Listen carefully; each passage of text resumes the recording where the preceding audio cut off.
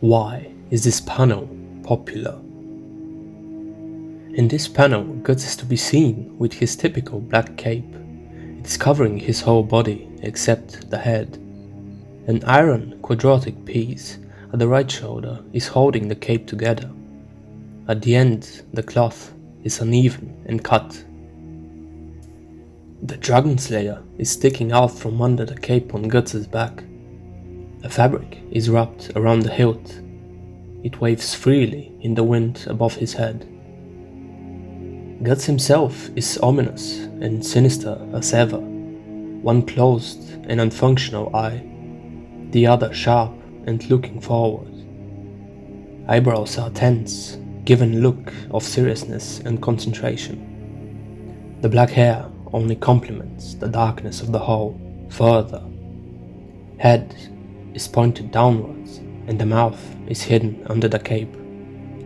So the eye has to compensate by darting forwards straight under the eyebrow.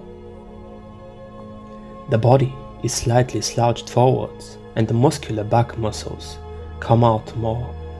It gets more apparent in combination with the wide shoulder frame that the body is strong and defined. The background exhibits a gloomy and nebulous characteristic with its presentation of grey and white streams. On the right hand side, the characters accentuate the atmosphere, ominous and threatening. At a first glance, one might find this to be the appearance of a villain, of someone who brings no good.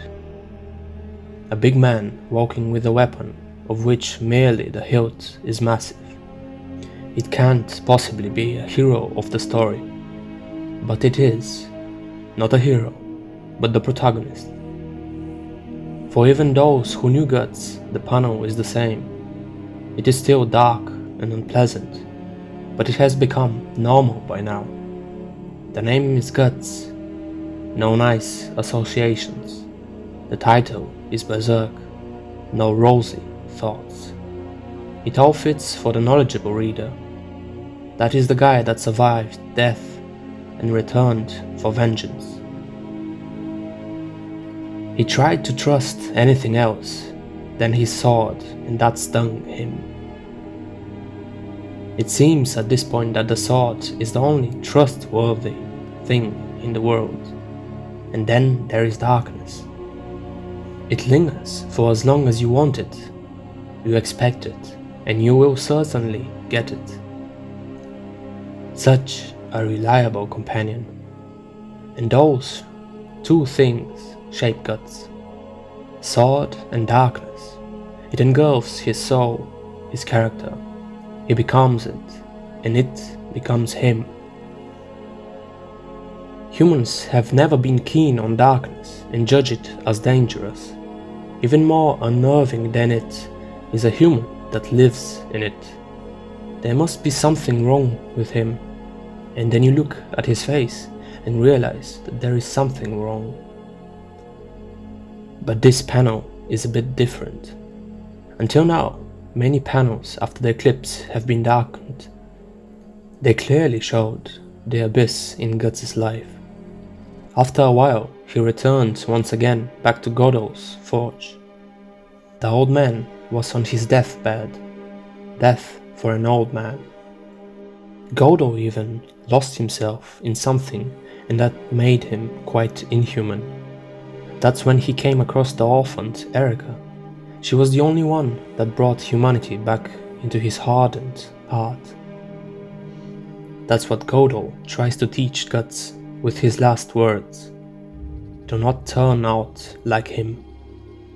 Godot states that a good sword might be nicked, rusted and cracked, but the steel it is made out of remains of good quality. It only needs fire again to be reborn.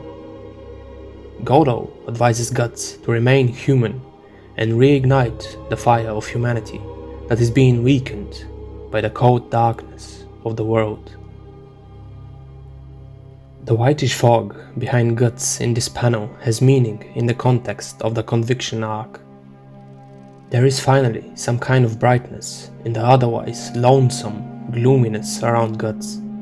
He finally holds a true belief in his heart, a true conviction, reuniting with Casca and thus retrieving something he had lost, a human heart. Godot could be potentially named after the theatrical play Waiting for Godot, in which the characters wait for God to give them meaning amidst an existential crisis of the 20th century.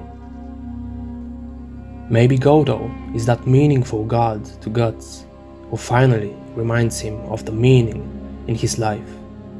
And maybe this was one of Kentaro Miura's most important messages that were to be remembered in his work. Try to retain humanity, even in inhuman conditions.